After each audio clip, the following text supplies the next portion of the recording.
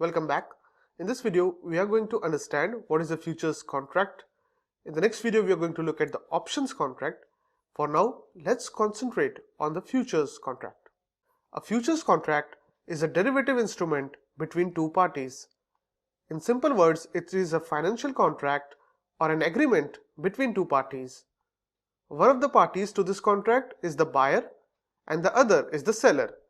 By entering this contract, the two parties agree to transact a financial instrument, which may be a stock or a bond, or they may agree to transact a physical commodity for future delivery at a certain price. While the formal definition says that the contract is for delivery of a financial instrument or commodity, in reality, most of the contracts are settled by the way of cash instead of actual delivery. Let's understand all this in greater detail.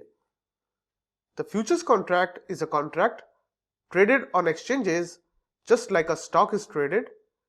Buyers and sellers place their bid and offer prices, and the exchange electronically matches these orders and executes trades. So as far as actually executing trades is concerned, these contracts are not very different from what you are doing with stocks. What is different though is the nature of what you are buying or selling. Let's say a bread maker enters a contract with a farmer for supply of grains at a fixed price at the end of the month. Now the farmer is obliged to deliver him the grains at the end of the month, and the buyer will pay him the fixed price decided as per the contract. If during this period the price of the grain goes up, then the buyer is insulated from this change in price. This is essentially the essence of a future contract and how it works in case of a commodities futures contract.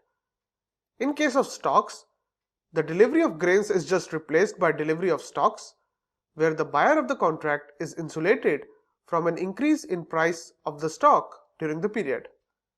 Since the futures contract is a legal contract, everything is essentially specified in a standardized way in the contract. The exchange essentially specifies the various details of the contract. In case of stock futures, the exchange may specify the name of the stock to be delivered, the quantity of the stock to be delivered, and the date at which the stock would be delivered. While it is true that the parties to a futures contract may deliver the underlying security or commodity, in reality, it is not necessary that an actual delivery may take place. This is because there is an alternative available whereby the obligations of the contract can be fulfilled by the way of cash settlement. Let's say a buyer and a seller enter a futures contract on a stock at a price of $10. At the end of the month, the buyer agrees to buy 1,000 stocks from the seller at a price of $10. Now, if at the end of the month, the stock prices go up to 11, the buyer has benefited from the trade because he is going to be buying the stock at 10 while the same stock is trading at 11 in the market. One way for him to book his profits is by taking the delivery of stocks and selling the stock in the market at 11. This would lock him $1 profit on each stock, or effectively $1,000 profit on one futures contract.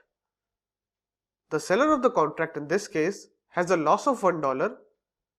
Now if he does not already own this stock, he would need to buy this stock from the market at $11 and deliver it to the buyer of the contract. This would result in $1 loss for him, or $1,000 loss on one futures contract.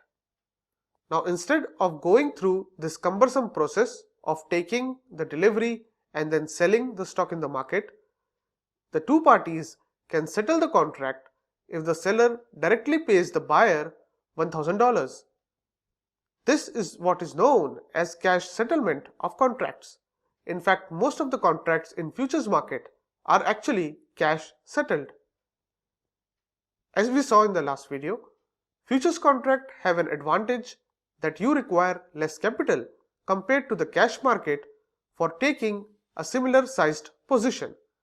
But as we already said, this is a double-edged sword, as both your losses and profits are magnified due to leverage.